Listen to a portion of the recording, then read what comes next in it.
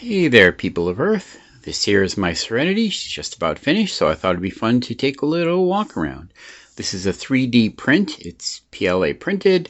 I got the STL files from GameBody. I had it printed off treat stock.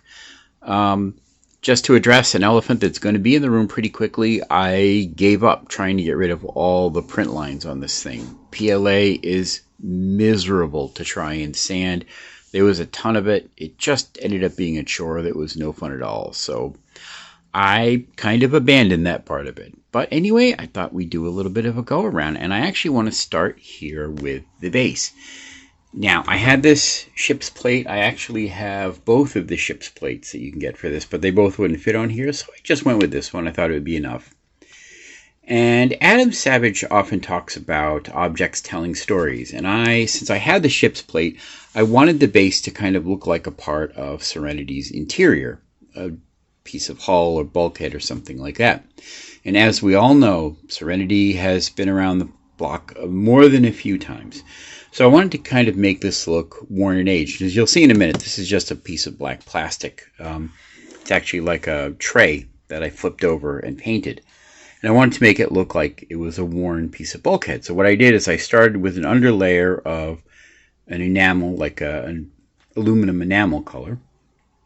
And then I just put layer after layer after layer of acrylics on top of that. And then I took a piece of cloth that was just damped with acrylic paint remover, and I just kind of gently rubbed along there and a few other spots to make them look worn out.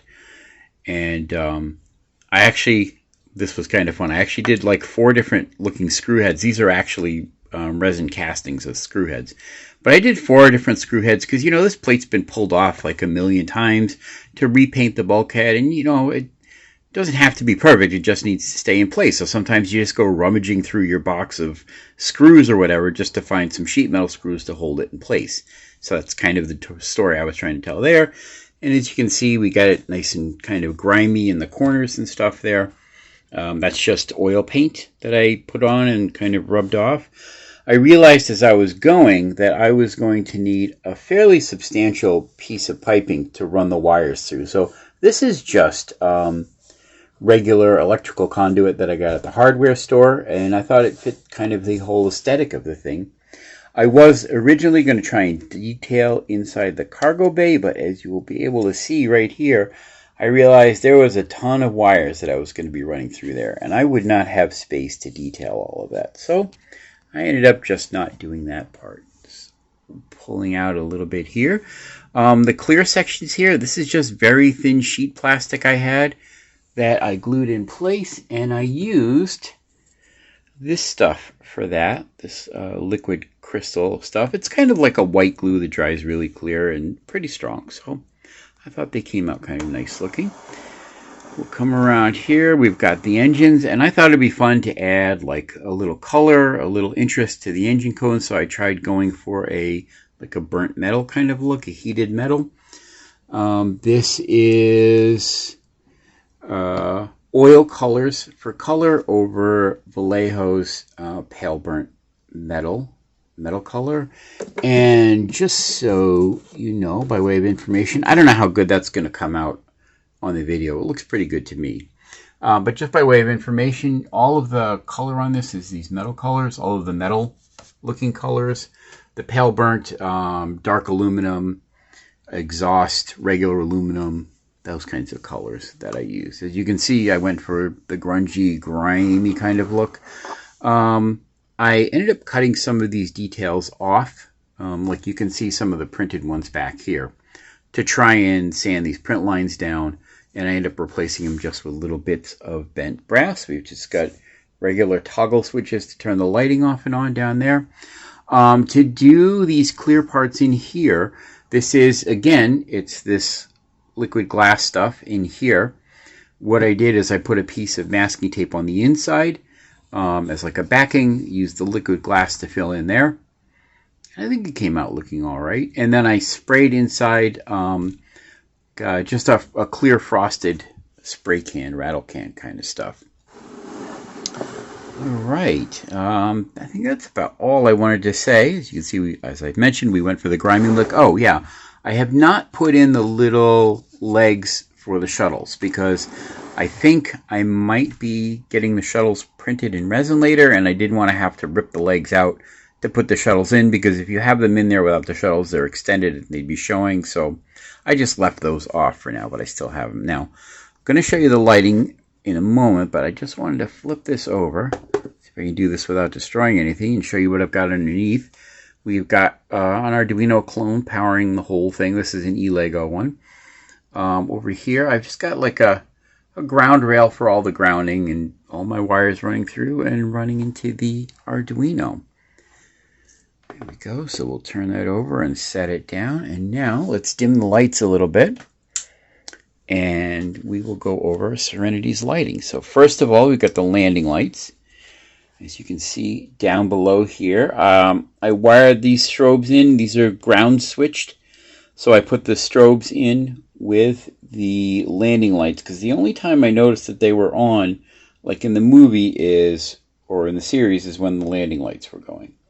So there's that. And also this one up here I noticed was only on when the landing lights were on. And this actually pivots and swivels. You can see this in the movie, in the scene where they're entering Haven, like flying down through that big tunnel. You can see this light pivoting around and sweeping across the area. So all of these lights, I think, actually, in the movie, in the canon, so to speak, they can also pivot and swivel around. They're not just fixed lights.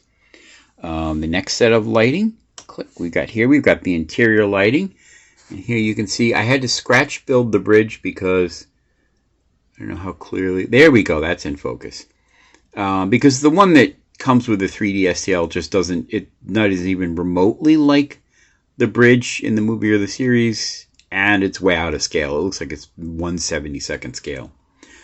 So I scratch built a little bridge. We can see Wash at the helm and Mal standing behind him there, and these two marker lights and the stern marker lights, all of those I wired in with the interior lights. As you can see, we've got a little bit of light. I tried to make those windows where you could see right through them, but it didn't come out quite as well as I'd liked.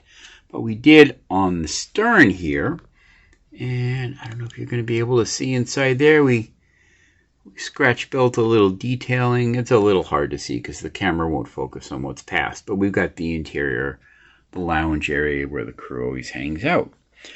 All right, the next lighting that we've got here, the ring. We've got to look at the ring. So obviously the wagon wheel here, which in the show is a gravity generator, is actually a rotating ring, but certainly in the scale, that was beyond my humble talent. So I just ran up a chase sequence, and what I did is I had to do some major modifications around this area of the STL to make this work.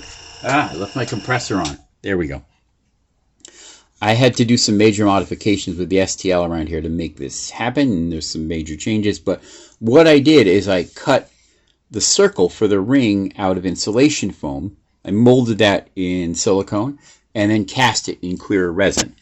And it just painted over the dark parts. And then I wrote for the Arduino, it's a chase sequence that just kind of goes around and around. It's 2 sets of 5 spinning around in a circle, but I think it looks kind of good. Next light we've got is the engine flickers for the main engines. I thought those came out pretty neat. The interior part here isn't very detailed right now as I stick my finger into wet paint. I may try and add something to that sometime in the future to give it a little character, make it look like a little bit of framework, because that's what you kind of see on the original. I think that little flicker part came out all right. Next, up here on the engines, we've got the navigations here, the port and starboard navigation lights. Now, in the series, in the show, they don't blink on and off like that. But I really like how that looks, and I especially like how it looks with the off-timed blink of the quick strobes down here. So I did it. It's a little artistic license.